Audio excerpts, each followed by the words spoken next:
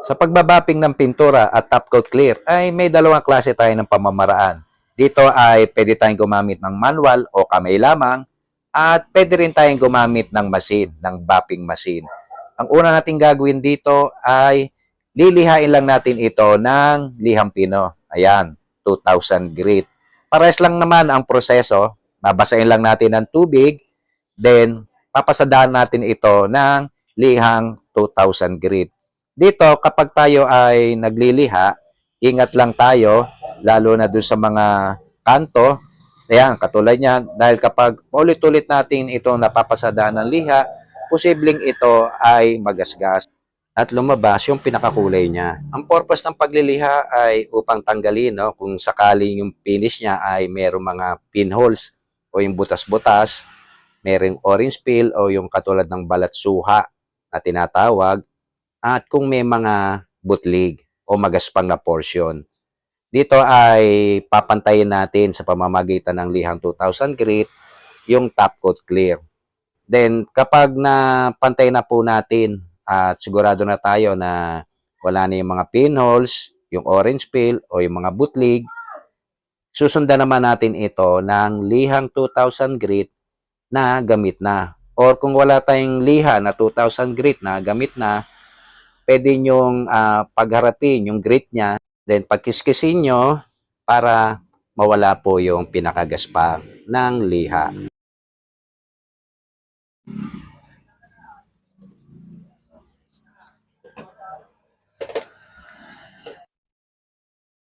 So ito na po yung itsura niya after maliha. Yan, nawala po yung pagka-glossy niya. Yan.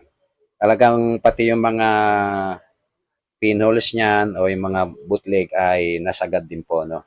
Pero hindi po natalupa niya, no? Hindi po umabot sa kulay po yung pagliliha ng top coat.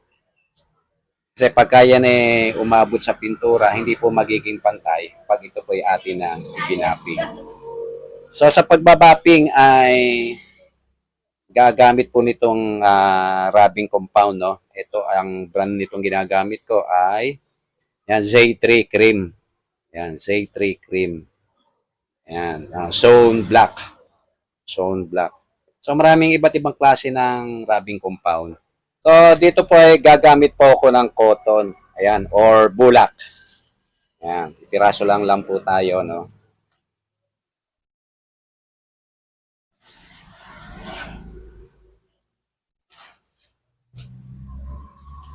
Then, lalagyan na po natin ng rubbing. Ito naman, water-based itong aking ginagamit. Kaya walang problema kahit ito'y gamitan natin ng daliri o kamay.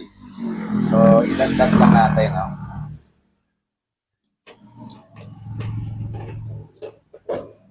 Sa pagbabapping, ang gamit ay bulak lang at wala tayong machine, no? O bapping machine, ay talagang mahirap po.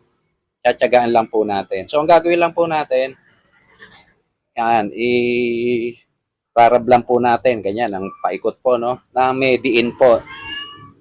Medyo may diin po yan at medyo may bilis, no?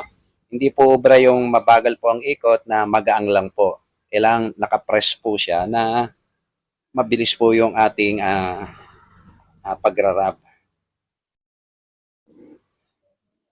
So, ayan, ganyan lang po. Ito lang mahirap pag wala talagang bapping machine, talagang masakit sa kamay. Pero ganyan po talaga pag nagdi-DIY,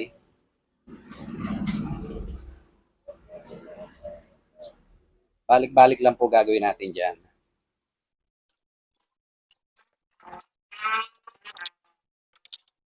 Ang purpose po nitong rubbing compound ay upang matanggal po yung gas-gas na pinagliyaan, no? Para siya ay kumintab, dumulas. Kasi kung ang gagamitin po natin ay wax lang after maliha ng 2,000 grit, hindi po kaya ng wax. Ang wrapping compound po kasi ay ginawa o sadyang ginawa para na po sa pagbabapping.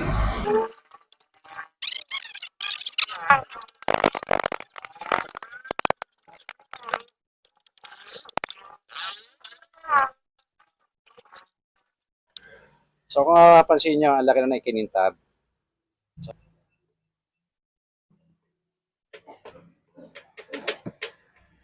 Hanggat di po nawawala yung gas-gas, tuloy-tuloy lang po yung pagra-rubbing, no?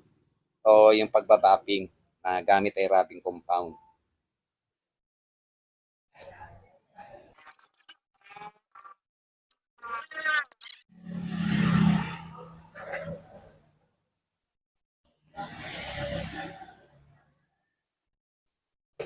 So, gagamit lang po tayo ng wax. Ito ay binili ko lang online, no? Hindi maintindihan eh. Basta nakalagay lang dyan, waterproof. Yan. Mura lang to eh. Pero kalimitan ginagamit ko ay turtle wax. So, ayan po yan.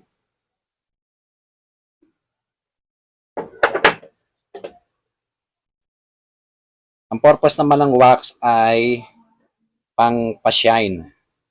At the same time, nakakawala rin ito ng yung mababaw na gasgas o yung malabo, no?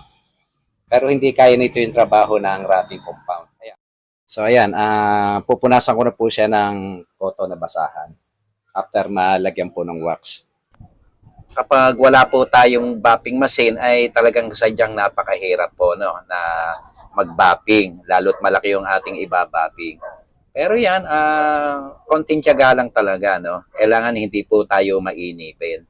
So, kung may mga makikita pa tayong mga gasgas o malabo, ulit-ulitin lang po natin, lagyan natin ng rubbing, then wax, hanggang sa makuha natin yung kintab. So, ito na po yung kinalabasan niya. Ayan, super shiny na siya. Ayan, no? Ang ganda, no?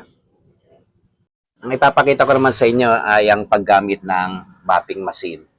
Dito naman, iisa lang din naman ang proseso.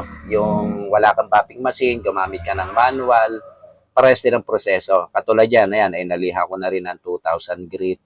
De, ina-applyan ko na siya ng rubbing compound. Basta tatandaan nyo, no, ang ikinakikinis at ikinakikintab ng top coat clear ay nasa magandang pagbabapping.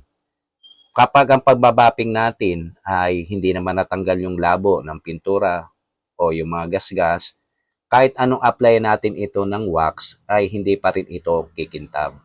Kaya ang gagawin natin kapag ang ating top coat clear ay or pintura ay malabo pa, apply natin ulit ito ng rubbing compound, then i-bapping ulit natin.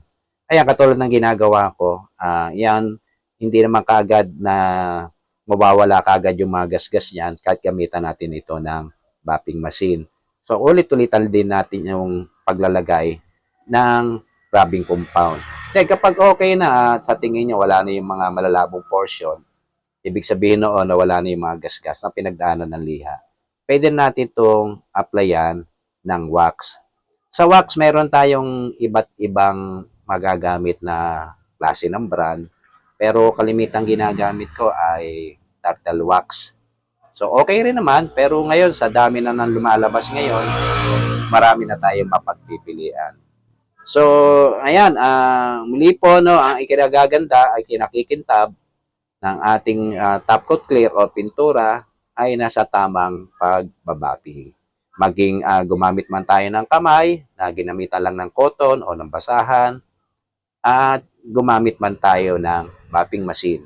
Kapag hindi po maganda ang pagkakabapping natin, hindi rin kikintab at kikinis yung ating pintura o top coat clear.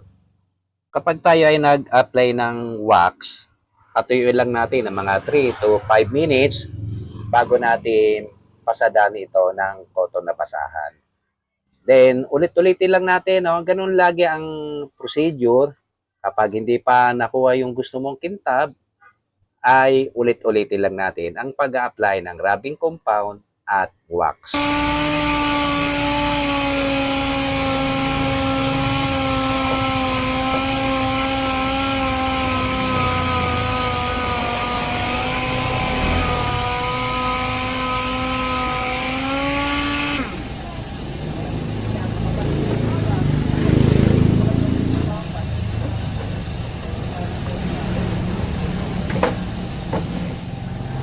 So, ganyan lang po yung paggamit sa paglalagay po ng rubbing compound.